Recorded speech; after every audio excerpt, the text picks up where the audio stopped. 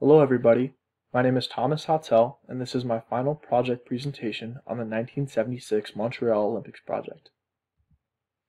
The construction of the multiple facilities for the 1976 Montreal Olympic Games is one example of a project that greatly exceeded its projected budget. As illustrated, these facilities included the Olympic Stadium, a velodrome for bicycle events, and the Olympic Village to house the athletes. The difficulties were brought on by an unrealistic schedule to complete the facilities before the fixed start date and a seemingly concerned attitude toward project cost. According to Delate, Bosella, and Patel 2012, although the original cost estimate for the facilities was $120 million, the final cost was a staggering $1.5 billion.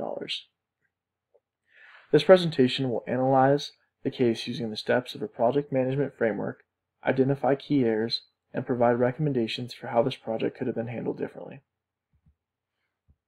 On May 12, 1970, extensive lobbying and diplomacy by Montreal Mayor Jean Dropout paid off when the city was awarded the 1976 Olympic Games over strong bids from Moscow and Los Angeles.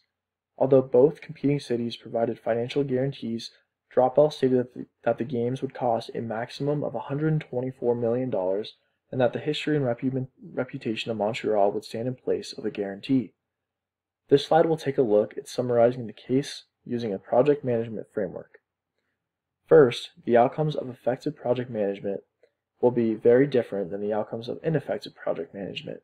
For example, according to Migrator 2019, effective project management often leads to the following: improved chances of the project achieving its desired results, a scope, schedule, and budget that are more accurately set from the start, improved productivity and quality of work, communication among staff, suppliers, and clients that is more greatly encouraged, and mitigated risks of project failure.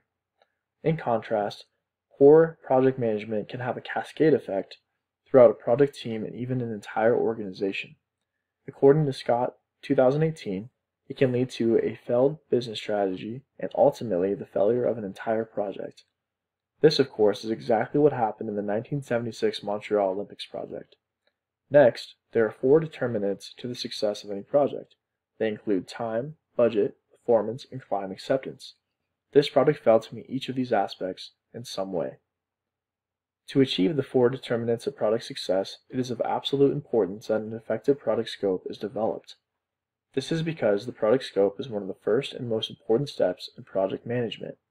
According to Pinto 2016, the product scope is everything about a project: work content as well as expected outcomes. It consists of naming all activities to be performed, the resources consumed, and the end products that result. Additionally, the scope includes a product's goals, constraints, and limitations. Put simply, the 1976 Montreal Olympics was a project scope management failure. This is because Mayor Dropout offered a plan that was built more on speculation than it was on careful and proper planning. This put the project in extreme turmoil, and for good reason. Next, for successful projects, comprehensive planning can make all the difference. Until a detailed set of specifications is enumerated and recorded, and a control plan is developed, a project is just a dream, much like Mayor Dropout's dream for the Montreal Olympics project. Finally, leadership can be defined as the ability to inspire confidence and support among the people who are needed to achieve organizational goals. For the project manager, leadership is the process by which they influence the project team to get the job done. According to Kuzes and Postner in 1995, managers seek leaders who say what they mean and live up to their promises. In addition, they seek competence and intelligence, vision, inspiration, fairness, imagination, and dependability. It is fair to say that, in this project at least, Mayor Dropout only possessed 2 of these traits: vision and imagination. Unfortunately, other characteristics such as honesty, a flexible management style, a tolerance for ambiguity, and effective communication skills are also needed to turn a vision and good imagination into a successful reality. There are a number of technical, procedural, and ethical issues that contributed to the problems experienced in the Montreal Olympics project. Specifically, these issues are associated with the framework of project management. The first key error made was that there was an unrealistic deadline for the project, and the entire planning process was accelerated because of this. According to Delate, Bosella, and Patel 2012, Planning started 2 years late and scheduling fell apart because it was physically impossible to accommodate all the construction activities on the project site. For instance, the time constraints and schedule compression resulted in even more simultaneous activities in an extremely overcrowded workspace. Moreover, the city of Montreal was so late with design documents that most work packages could not be bid. Instead, most of the contracts were negotiated. Of course, both of these factors contributed to the cost overruns experienced in this project. The second key error in this project was a multitude of poor decisions surrounding cost savings. These poor decisions were made regarding essentially every component of the Montreal Olympic complex: the Olympic Stadium, the Velodrome, the Olympic Village housing facility, and even the viaduct. Although there are a multitude of examples concerning poor budgeting decisions, I will focus on two of them. First, according to Civil Engineering 1976, in regard to the Olympic Stadium, Mayor Dropout rejected cuts that could have saved up to $146 million. Instead, he insisted on building the stadium with concrete rather than steel because Telebert, the Olympic Park architect, was a precast concrete expert, although a steel stadium might have cost over $100 million less. Next, according to Neal 1979, the final cost for the stadium was approximately $13,000 per seat, compared with approximately $2,400 per seat for the Superdome in New Orleans, Louisiana, constructed at approximately the same time. The cost expenditures for the Velodrome were much the same story. The final cost for the 7,000-seat structure was approximately $70 million, compared with a $60 million cost for a 60,000-seat dome stadium in Seattle, Washington at the same time. The cost per seat for the Velodrome was 10 times as high. The next key error was a substandard risk and resource management.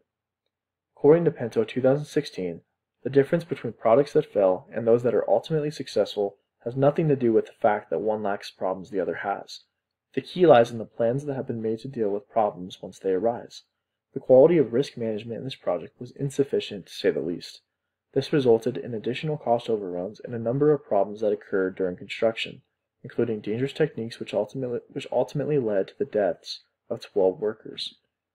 On the other hand, resource management is all about doing more with less. It is centered around optimization and efficiency.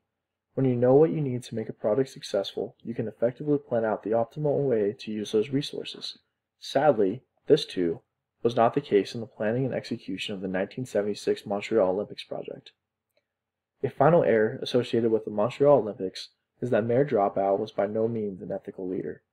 For instance, according to Howell, 2009, although he had no engineering or architecture qualifications, Dropout had spent time poring over plans and going to the construction site to give orders.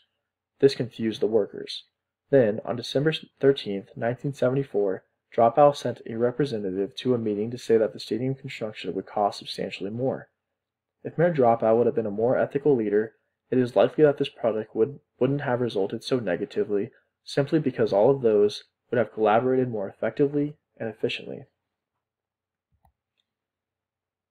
As previously stated, although the original cost estimate for Montreal's Olympic facilities was $120 million, the final cost was $1.5 billion.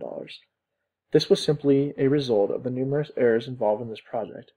With this being said, there are three ways that this project could have been handled differently to prevent the problems that occurred. My first recommendation is the monitoring of the project's progress.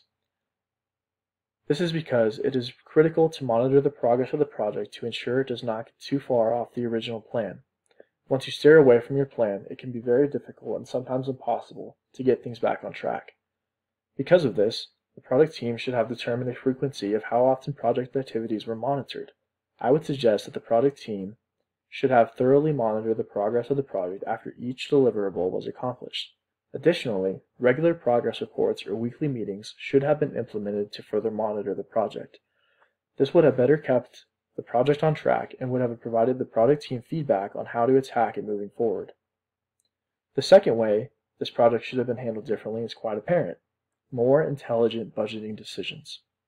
Alexander 2017 suggests 5 strategies for maintaining control of the project budget before it results in cost overruns. These include the following, and which are listed on the slide. First, understand stakeholders' true needs and wants. Second, budget for surprises. Third, develop key performance indicators, or KPIs. Fourth, revisit, review, and reforecast. And fifth, keep everyone informed and accountable. If Mayor Dropout and his project team would have utilized these strategies in the budget management of this project, it could have been considered a greater success. At the very least, the cost overrun should have been reduced. The third and final way this project should have been handled differently is to put a project manager who is an exceptional leader and that consistently makes ethical decisions at the helm of it. Mayor Dropout simply didn't have the necessary skill set to lead a project of such enormity to success. Instead, leading a project towards success requires the manager to have a clear vision, clarity in reason, and the ability to attract a talented team. Additionally, a great leader must possess some degree of emotional intelligence. Furthermore, it is paramount that a project immense as this one is equipped with a leader who is always diligent in their ethical decision-making. When this is accomplished, numerous distractions that could be associated with the project melt away, and it allows the project and its key deliverables to remain on schedule. On December 19, 2006, CBC News reported that the Olympic complex's debt had finally been paid off by the province of Quebec as of a month before. The province spent 30 years obliterating their public budget, compensating dearly for the explosion of extra costs in the construction and operation of the 1976 Montreal Olympic Games. According to Howe, 2009, Montreal's then mayor, Jean Dropout, famously boasted the following while presenting the game's initial budget. The Montreal Olympics can no more have a deficit than a man can have a baby. It is fair to say that this statement couldn't have been farther from the truth. The original cost estimate for the facilities was $120 million, but by the time the building was finished, the final cost amounted to $1.5 billion. When analyzing the 1976 Montreal Olympics using the steps of the project management framework, the mistakes can be found right out in the open. First, the project had an unrealistic deadline which forced project activities and deliverables to fit extremely tight deadlines. The budget management in this project was extremely poor. Third, this project was filled with a substandard risk in resource management. Finally, Mayor Dropout proved to be a very ineffective project manager and leader. With this said, there are three overriding factors that would have helped prevent the problems that occurred in this project. First, the project's progress should have been monitored more effectively. Second, the project's budget management could have been vastly improved. And third, a project manager who is an exceptional leader and an effective ethical decision maker should have replaced Mayor Dropout. Perhaps if each of these three factors was implemented throughout the duration of the 1976 Montreal Olympics project, it would have met its budget and been an overall success story. Thank you guys, and I wish you the best of luck moving forward.